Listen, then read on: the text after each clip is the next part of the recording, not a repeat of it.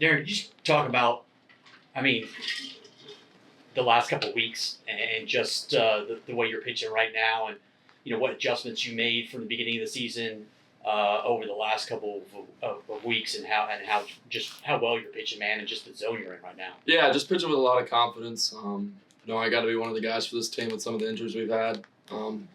Obviously, had a couple rough outings at the beginning of the year, just kind of pushing those behind, learning from them, and then just attacking forward.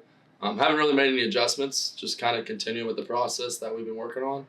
And I'm seeing the results now from that process that we've been going through. Kind of going off of that, you mentioned the injuries that you guys have had in the bullpen and with Fluke as well. Just I guess how excited are you knowing that you guys have pitched the way that you've pitched, and knowing that you guys are going to be hopefully on track to get those guys back here relatively soon? Yeah, I mean it's obviously losing two guys at the beginning of those three guys, Lynch included, Hayden and Fluke at the beginning of the year. But it allows the young guys to kind of get their feet underneath themselves, throwing innings that they may have not thrown at the beginning of the year. And then, like I said, when you get those guys back, now you have the freshmen that have pitched, had that experience, and I feel like it just makes our pitching staff as a whole so much more dynamic and better. Obviously, we can't wait to have those two back as well.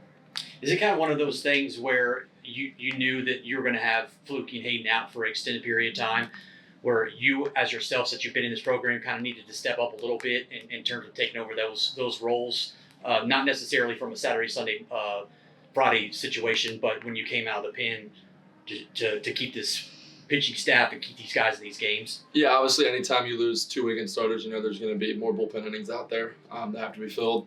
So as an older guy, more experienced guy, I just decided to take that role as myself, just go out there and try to get as many innings, help the staff out as possible, knowing we had a lot of younger arms that were trying to figure out what college baseball was like at that point in time. And then it's going to be nice to get those guys back. Because like I said, there won't be as many bullpen innings. You have two guys that are going to be going 6-7 innings every Friday, Saturday. So obviously, yeah, it opens up more innings and just took that as a challenge.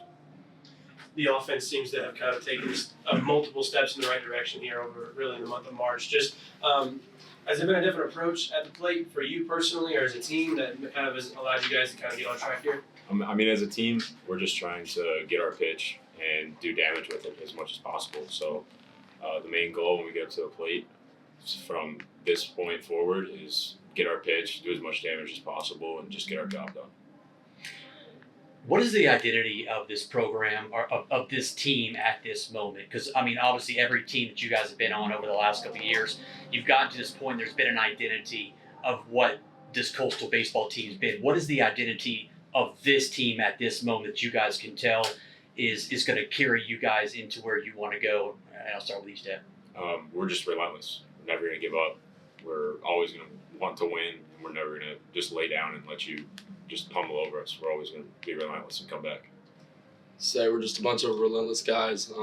Obviously, we've had a bunch of games this year where, especially in the last 2 weeks, where a lot of teams might have just rolled over and lost. Going back to that Clemson game, 9-3 in the 7th, most teams are probably just going to roll over and take their loss midweek. Who cares?